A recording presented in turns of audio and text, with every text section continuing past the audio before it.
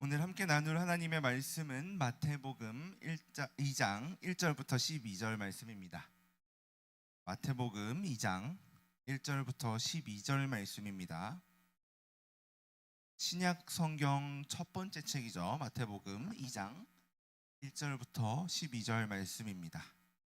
우리 한 절씩 교대로 읽고 마지막 12절은 한 목소리로 읽도록 하겠습니다. 1절은 전도사님이 먼저 읽도록 하겠습니다. 헤롯 왕 때에 예수께서 유대 베들레헴에서 나심에 동방으로부터 박사들이 예루살렘에 이르러 말하되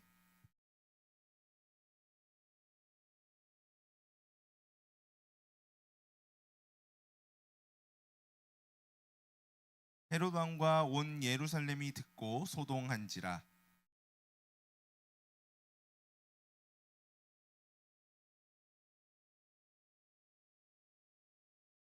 이르되 유대 베들레헴이오니 이는 선지자로 이렇게 기록된 바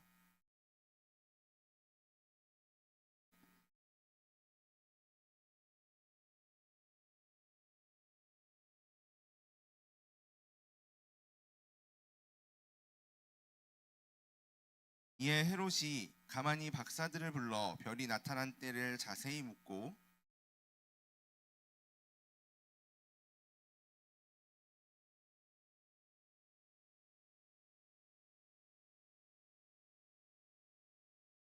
박사들이 왕의 말을 듣고 갈새 동방에서 보던 그 별이 문득 앞서 인도하여 가다가 아기 있는 곳 위에 머물러 서 있는지라.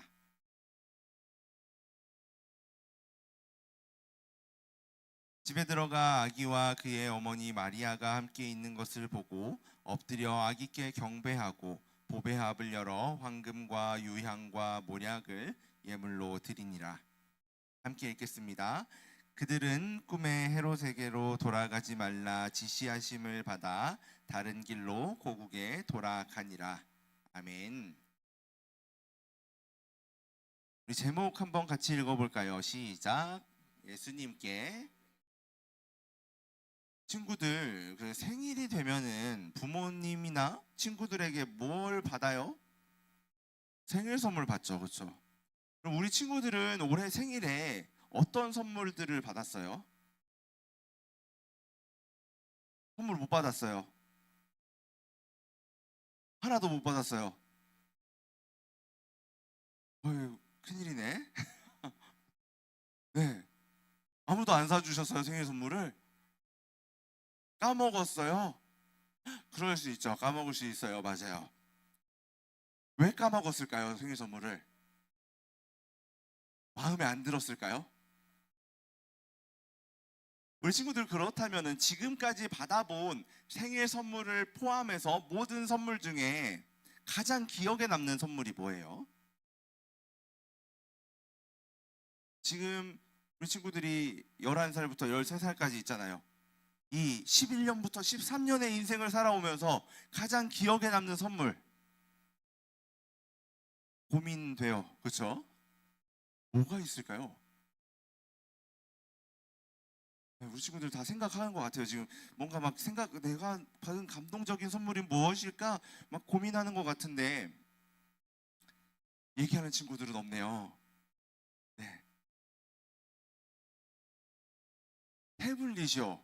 오, 태블릿 선물이 굉장히 특별했다고요. 왜 태블릿이 특별했어요?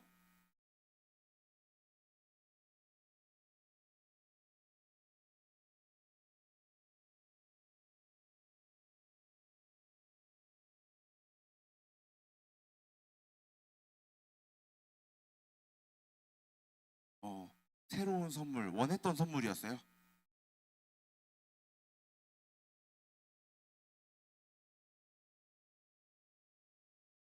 아, 그래요. 공부할 때도 쓸 수 있고 여러 가지 용도로 사용할 수 있어서 마음에 많이 들었나 봐요. 그렇죠?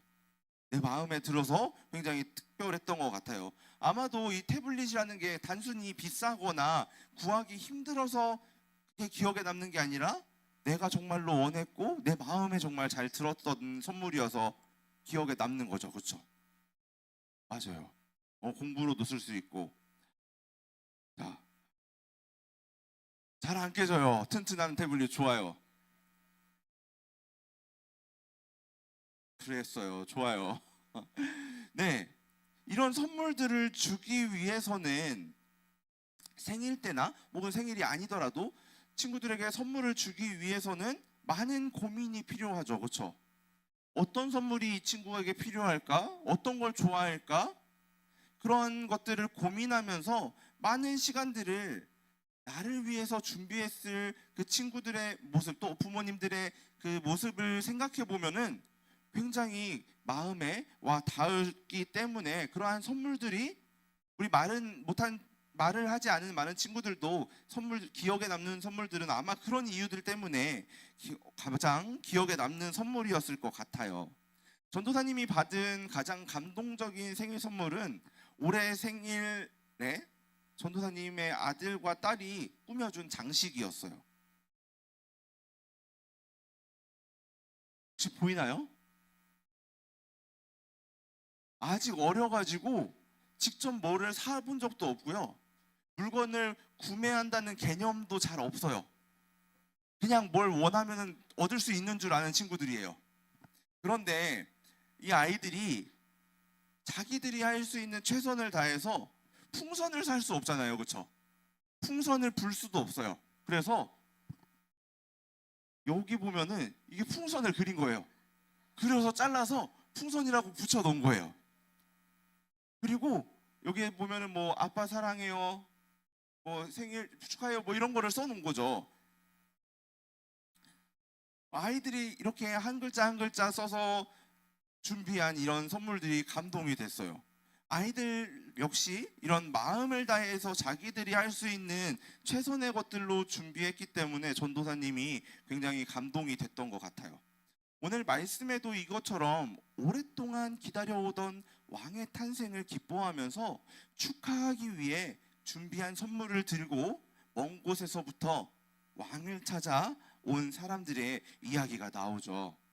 또 반대로 이 소식을 기뻐하지 않고 두려워한 사람도 나오는 것 같아요.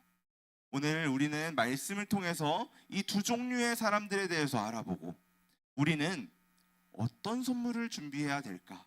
왕을 향해서 어떤 선물을 드릴 수 있을까 고민해 보면 좋을 것 같습니다. 오늘 본문에는 아까 말한 것처럼 예수님을 향해 완전히 다른 반응을 보인 두 종류의 사람들이 나와요. 먼저 누굴까요? 먼 곳에서 온 동방 박사들이에요. 이 사람들은 유대인이 아니었어요. 네, 유대인이 아니었어요. 그리고 하나님에 대해서 잘 아는 사람들도 아니었어요. 그런데 이 사람들은 하늘에 있는 별을 연구하는 사람들이었는데 오랫동안 별을 보면서 연구하던 그때에 찬란하게 빛나는 한 별을 발견한 거예요. 이 빛나는 별을 통해서 온 세상을 다스릴 진정한 왕이 이 땅에 태어나셨다라는 사실을 알게 됐고, 그 진짜 왕을 만나기 위해서 아주 먼 길을 떠나온 거죠. 이 여행은 쉽지 않았어요. 왜냐하면 거리가 굉장히 멀었기 때문이에요. 우리 1500km, 1600km 하면은 어느 정도인지 감이 올까요, 친구들? 인천에서 부산이 한 430km 정도 된대요. 그러니까 인천에서 부산을 갔다가 왔다가 갔다가 다시 오는 그 거리가 1600km인데 이 시대에는 자동차도 없잖아요. 그렇죠? 지금 동방 박사들이 뭘 타고 이동하나요? 낙타를 타고 이동하면 시간도 굉장히 오래 걸렸고 또 이 거리를 가는 동안 많은 위험도 있었겠죠. 하지만 그들은 포기하지 않았어요. 왜 그랬을까요? 누구를 만나야 돼요? 왕. 하늘에 찬란하게 빛나는 저 별의 주인 왕을 만나기 위해서 가야 했기 때문이죠. 동방 박사들은 유대, 이스라엘 땅으로 왔어요. 당연히 왕이 태어났으니까 어디로 가야 돼요? 왕궁 가야겠죠, 그렇죠? 왕이 어디서 태어나겠어요? 왕궁에서 태어나겠지. 예루살렘에 있는 왕궁으로 갔어요, 당연히. 그리고 물었어요. 자, 새롭게 태어난 왕 어디 있습니까? 동방 박사들은 새로운 왕이 어디에 태어났을지를 여기서 전해 듣고 왕궁을 나와서 다시 별의 인도를 따라 갔어요. 그리고 마침내 별이 멈춘 곳에서 아기 예수님을 만났고 아기 예수님께 엎드려서 경배했어요. 그리고 자신들이 가져온 세 가지 선물, 황금과 유향과 모략인데 가려져 있죠. 네, 황금과 유향과 모략을 예물로 드렸어요. 이 선물들은 각각 의미가 있는 선물들이었어요. 황금은 무슨 의미를 가지고 있을까요? 황금은 아주 귀하죠, 그렇죠? 그래서 옛날부터 왕에게 드리는 선물이었대요. 그러니까 이 선물은 지금 여기에 태어난 이 아기 예수님이 왕입니다 라는 고백이 담긴 선물인 거예요. 자, 그럼 유향은 뭘까요? 유향. 두 번째 선물인 유향은 하나님께 예배 드릴 때 제사장들이 사용하던 물건이었어요. 그러니까 이 유향을 예수님께 선물로 드렸다는 것은 동방 박사들이 예수님께서 예배 받으실 하나님입니다 라고 고백하는 거죠. 마지막으로 모략이라는 게 있어요. 모략은 방부제 역할을 한대요. 방부제가 뭐예요? 뭐가 안 썩게 만드는 거죠. 물건이 어떤 음식 같은 거에 방부제를 많이 넣으면 썩지 않죠, 그렇죠? 썩지 않게 도와주는 역할을 해요. 이건 뭘 의미할까요? 이것은 우리를 구원하기 위해 죽으실 구세주로 믿습니다 라는 고백이 담긴 선물이었던 거죠. 동방 박사들은 정성껏 준비한 이 세 가지 선물을 통해 이 아기야말로 지금 여기에 태어나 있는 이 아기야말로 진정한 왕이시고 하나님이시며 우리를 구원한 구세주이십니다 라고 고백을 한 거죠. 그래서 성경은 그들이 지금 예수님이 머무는 곳에 멈춘 이 별을 보고 매우 크게 기뻐하고 기뻐했다라고 말하는 거예요. 예수님을 만난 것이 그들의 가장 큰 기쁨이었던 거죠. 그런데 이렇게 예수님의 탄생을 기뻐한 사람들이 있는가 하면 전혀 다른 반응을 보인 사람이 있었어요. 누굴까요? 이 중에 누가 다른 반응을 했을까요? 맞아요. 바로 헤롯 왕이었어요. 이 헤롯은 유대인의 왕이 태어났다라는 말을 듣고 기뻐하지 않았어요. 오히려 마음이 두려워졌고 불안해졌어요. 왜냐하면 예수님이 왕이 되신다, 지금 태어난 아기가 왕이 된다라는 말은 헤롯이 자신이 더 이상 왕이 아니게 될 수 있다라는 뜻이었기 때문이죠. 이 헤롯은 로마 황제의 허락을 받고 이스라엘을 다스리던 왕인데 자신의 자리가 위협을 받는 것 같았기 때문에 너무 불안했던 거예요. 원래 이스라엘의 왕은 누구의 자손이어야 되는지 아나요, 우리 친구들? 이스라엘의 왕 하면 가장 먼저 떠오르는 사람 누구 있어요? 이렇게 돌팔매도 던지고 다윗, 그쵸? 이스라엘의 왕은 다윗의 후손들이어야 했어요. 그런데 헤롯은 다윗의 후손이 아니었어요. 더군다나 유대인도 아니었어요.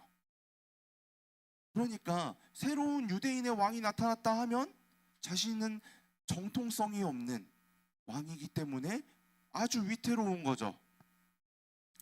그렇기 때문에 이 왕이 태어났다라는 소식을 들었을 때 어떤 생각을 했을까요? 이 왕을, 태어난 아기를 죽여야겠다. 그래야 내 왕 자리를 계속할 수 있으니까. 그래서 헤롯은 베들레헴에 태어났을 거라고 동방박사들에게 알려주면서 그 왕을 발견하면 나한테도 알려주세요 라고 했는데 겉으로는 나도 가서 그 아기에게 경배하겠습니다 라고 했지만 사실은 자신의 권력을 지키기 위해 아기를 죽이려는 악한 마음을 갖고 있었던 거죠. 같은 예수님, 같은 소식이었지만 동방 박사에게 예수님은 기쁨의 소식이었고 헤롯에게 예수님은 거부하고 싶은 소식이었던 거예요. 두 가지 종류의 사람들이 있었어요. 왕을 기뻐하며 아주 귀한 선물을 준비해 온 사람들, 그리고 나의 자리를 지키기 위해 악한 마음을 품은 사람들. 그러면 우리는 이제 이렇게 한번 질문해 볼 수 있을 것 같아요. 그럼 우리는 예수님께 무엇을 드려야 할까? 정성껏 준비한, 기쁜 마음으로 준비한 것들을 드려야 할까? 아니면 악한 마음으로 내 것을 계속해서 지키기 위해 힘써야 될까? 그런데 친구들, 이 질문보다 성경이 먼저 우리에게 알려주는 사실이 하나 더 있어요. 그것은 우리가 예수님께 선물을 드리기 전에 이미 너무나 귀한 선물을 우리가 먼저 받았다는 거예요. 그 선물이 뭘까요? 잘 모르겠죠. 그러면 전도사님 이야기를 잘 들어보세요. 하나님께서는 우리가 잘해서 착한 아이가 되어서 이분을 보내주신 게 아니에요. 우리가 아직 죄 가운데 있었을 때 하나님은 먼저 이분을 이 땅에 보내주셨어요. 우리를 너무나 사랑하셔서 우리를 구원하시기 위해 우리를 대신해서 우리의 죄를 지고 십자가에서 죄를 사해 주시기 위해요. 이분이 누구실까요? 예수님이죠. 하나님께서는 우리에게 가장 먼저 선물을 주신 거예요. 가장 귀한 선물, 예수님을요. 성탄절은 사실 우리가 무엇을 드릴 수 있을까 먼저 질문하는 날이 아니라 하나님께서 우리에게 어떤 귀한 선물을 주셨을까 먼저 기억하는 날인 거예요. 하나님께서는 우리에게 선물을 주셨다고 했어요. 가장 큰 선물 누구요? 예수님이죠. 그래서 우리가 예수님께 드리는 선물은 이미 하나님께 받은 선물에 대한 감사의 반응으로 드리는 거죠.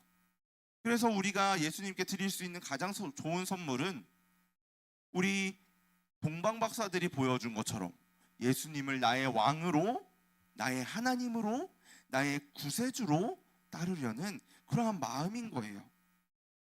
이 친구들, 예배 시간에 마음을 다해서 예배하는 것, 말씀 앞에서 싫어요가 아니라 하나님 말씀에 순종할게요 라고 대답하는 것, 친구들 앞에서 예수님을 부끄러워하지 않는 것, 내가 하고 싶은 것보다 예수님이라면 어떤 것을 더 좋아하실까 먼저 생각하는 것, 이런 것들이 이미 우리가 받은 사랑에 대한 우리가 준비할 수 있는 최선의 선물인 거죠. 사랑하는 초등부 친구들, 같은 소식이 주어졌지만 동방 박사들은 기쁨으로 준비했고 헤롯 왕은 두려워하며 이 선물을 거부했어요.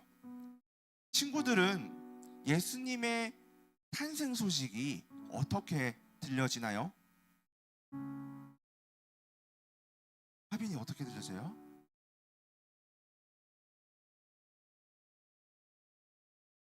그렇죠. 우리 친구들이 하빈이의 말처럼 다 예수님께서 우리에게 오신다는 이 사실이 감사한 선물로 받아들여지기를 소망합니다. 오늘 우리는 예수님이 오심을 기뻐하는 성탄 축하 행사가 또 있어요. 우리의 실력을 뽐내는 날인가요? 아니죠. 아니면은 하기 싫은데 혹은 부끄러운데 라고 불평하는 날인가요? 아니죠. 우리는 이 행사를 준비하는 것이 우리에게 주신 하나님의 그 크신 사랑과 은혜에 대한 당연한 반응이라는 것을 기억해야 돼요. 그래서 우리가 준비한 것들을 온 마음 다해 하나님께 올려드리고 함께하는 모든 사람들과 나누며 기뻐하고 서로 하나님께 영광 돌리기 위함이죠.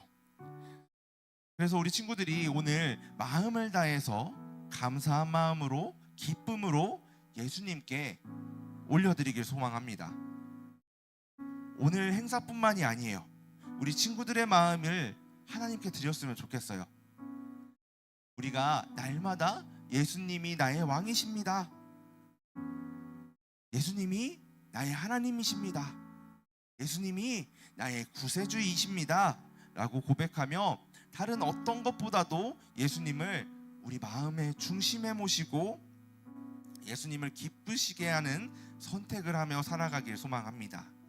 학교에서 친구들을 만날 때에도, 집에서 부모님과 함께 있을 때에도, 또는 혼자 있을 때라도 우리가 예수님이라면 어떤 것을 기뻐하실까, 어떻게 하실까 먼저 생각하며 예수님을 우리의 왕으로 모시는 삶을 살았으면 좋겠습니다. 우리 함께 전도사님을 따라서 고백하면 좋겠어요. 전도사님을 따라서 한번 이야기해 볼게요. 예수님, 저에게 먼저 와주셔서 감사합니다. 예수님의 오심이 저의 삶의 가장 큰 기쁨이 되게 해주세요. 저의 마음이 항상 예수님을 향하게 해주세요. 이 고백이 오늘 하루 이 시간에 끝나는 말이 아니라 우리 친구들의 삶 속에서 계속해서 이어지는 믿음의 고백이 되기를 예수님의 이름으로 소망합니다.